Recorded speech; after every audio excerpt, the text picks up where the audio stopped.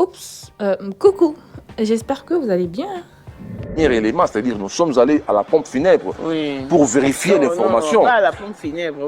Vous êtes rendu en Turquie pour vérifier. C'est là que vous avez trouvé que Med-Istanbul n'est pas un hôpital, plutôt une pompe funèbre qui a juste accompagné le corps. Le corps. Essayez de voir le nom du médecin. Les médecins n'existent même pas. Wow. Voilà. Le divorce était déjà là. Ça, je le dis, je le confirme. Que Blanche, elle partait déjà. Elle a dit à ces messieurs, laissez-moi, je pars avec mes enfants, et le reste, on verra après. C'est là où les problèmes ont commencé.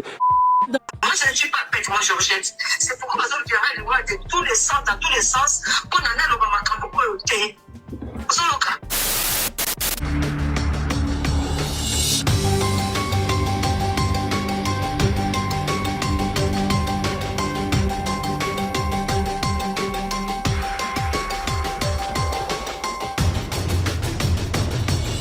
Je pense que si Pierre Bellemare était encore vivant, il aurait forcément traité cette affaire dans l'un des épisodes des Enquêtes Impossibles. Même si jusqu'à présent, on ne sait pas comment ça va se terminer. Parce que, en vrai, la famille de Blanche Tounassi a le droit de réclamer tout ce qu'il réclame. De quoi est exactement morte Blanche Tounassi? Nous sommes dans une situation où une femme qui avait demandé le divorce meurt subitement dans des circonstances très très bizarres.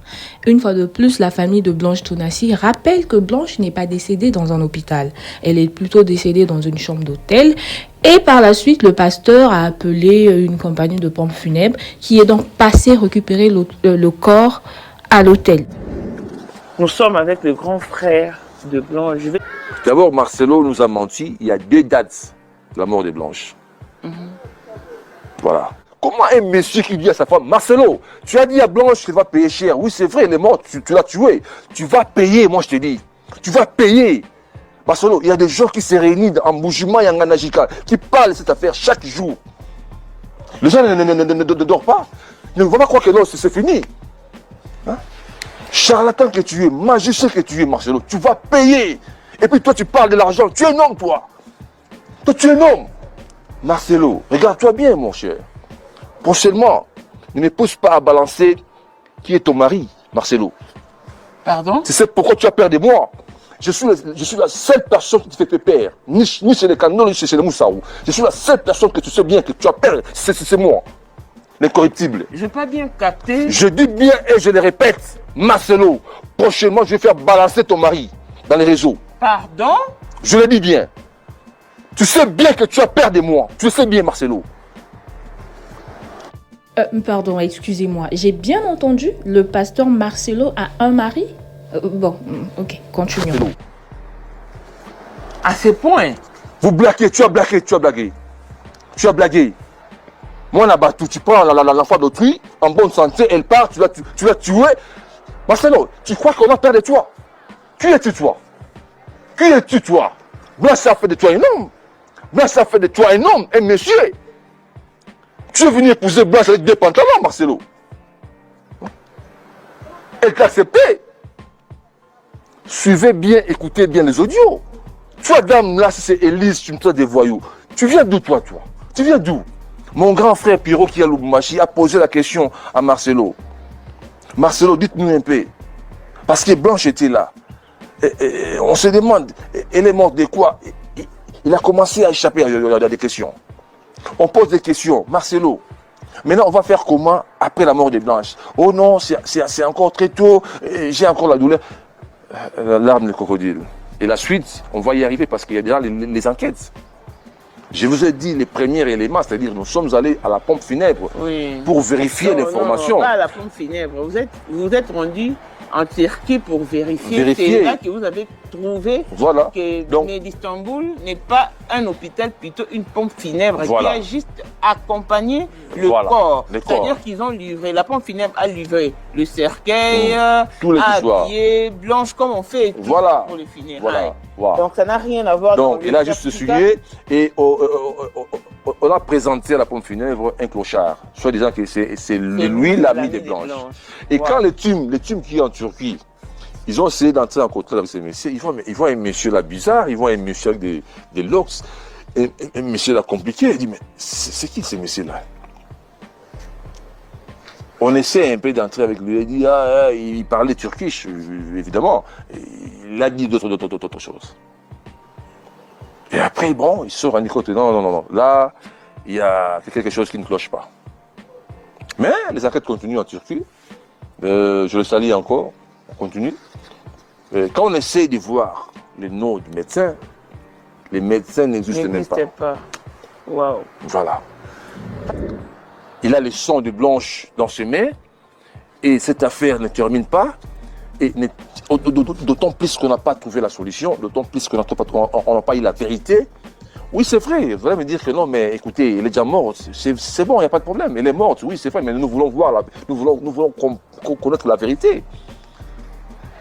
C'est votre droit de venir étaler votre point de vue sur les réseaux, c'est aussi notre droit de défendre la mémoire de notre petite sœur. Donc voilà, c'est comme ça. Donc, mais quand le cadavre est arrivé à Kin, quand la famille des Blanches a pris place au son de la mort, Pasteur Marcelo aussi était là. Non. Mais pourquoi est-ce qu'elles n'ont pas cherché à vérifier pour faire des constats? Pourquoi? Voilà. Elle n'avait pas la présence d'esprit. Mais non. Là, tu parles de la famille. Oui, de la famille de vos sœurs.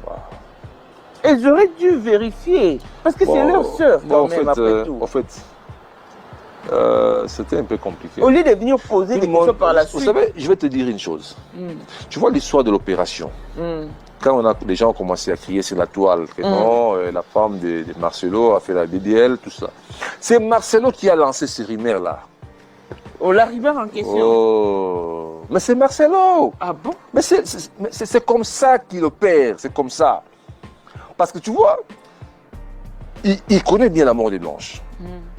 Il connaît de quoi Blanche est morte. Alors, qu'est-ce qu'il faut faire? Je vais lancer quelque chose dans les réseaux. Les gens vont se fier à ça. Dire que non, il est mort de ça. Mais en réalité, il connaît bien ce qu'il a fait à Blanche. C'est ça. C'est ça. C'est ça. Marcelo a commencé de parler. Bon, en fait, de la mort de Blanche, oui. Blanche. Elle a commencé à prédire la mort de Blanche à l'église. Quand il disait que non, vous qui perdez vos femmes, comment vous sentez? Parce que moi, un jour que je me réveille comme ça, que je ne vois pas Blanche, je ne peux pas vivre. C'est pourquoi je te dis que c'était malin.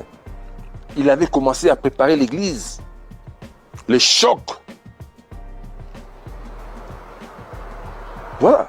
Donc c'était malin ce monsieur. Il savait bien que Blanche, il va exécuter son plan. Il va achever Blanche. Alors qu'est-ce que je dois faire? Je dois commencer à préparer l'église. Et il se croit être plus malin. Il se croit être plus intelligent que les autres. Non. Nous, on a eu le temps d'analyser. Et lorsque Blanche est morte, sur son statut, et là on voyait quelque chose là un peu bizarre là. On voit 2 lions et on voit une lionne. Oui. Et puis 4 lionceaux là derrière. Ça signifie quoi? Blanche, elle a laissé combien d'enfants? 4. Et puis la lionne était. On l'a fléchée là. Oui, elle était fléchée. Voilà. Je comprends. Et donc, puis, pour dire que non, le lion a tué la lionne. Sur son visage, il y avait une couronne. Voilà, une couronne. Comme pour dire que non, on ne partage pas la couronne, voilà. Et 4 lionceaux derrière. Ça signifie quoi? Marcel, ça signifie quoi? Vous les sentimentalistes, vous les acclameurs. Moi je m'en fous, je m'en fous, je m'en fous. Vous acclamez. Tout le monde rigole. C'est un comédien. C'est un comédien, ce garçon, c'est un comédien. Moi, je me dis, mais je ne sais pas s'il a fait, il a fait l'art de comment. Je ne sais pas. Je ne sais pas. Mais quand vous regardez bien la vidéo à l'église, pas des gens qui acclamaient. Derrière là, les gens observaient. Mais les gens ne sont pas imbéciles à l'église là. Les gens ne sont pas imbéciles là. Tu peux envoûter les gens pendant 10 ans, 20 ans. Mais après. Moi, je ne suis pas bête, moi, Georgette. C'est pourquoi les hommes qui arrêtent de tous les sens, dans tous les sons, on en a le Bamakambo, au thé. Maman, oh, mais écoute, maman, tu n'es plus un esclave, hein? Tu n'es plus leur esclave. Le mariage, ce n'est pas l'esclavage. Tu n'es pas leur esclave. Il y a comme la bonté obligatoire. Non, non, non, non. Dès que vous passez dans ma base, on va vendre une gueule. Yo peut vous vendre pas là au pizza. Yo deux ans ça pour la banque. Par contre, ça dans la paix bon côté. Yo ça va ce qui pas la binote. Eh, par contre, comme tu as un modèle là tête parce que pas besoin de battre la famille. Non, c'est pas comme ça. Bah chuchotement là, c'est un peu dégueulasse. En ce qui concerne les audios de Blanche que sa famille a fait fuiter, je pense que je vais vous faire une vidéo spéciale audio où on va essayer un peu d'analyser parce qu'il y a beaucoup de lingala et je sais que beaucoup de mes abonnés ne parlent pas ou ne comprennent pas le lingala. Donc il faudrait que je traduise. Bon bref, en tout cas, j'espère que la vidéo vous a plu. N'oubliez pas de liker, de vous abonner et de partager. Bisous, bye.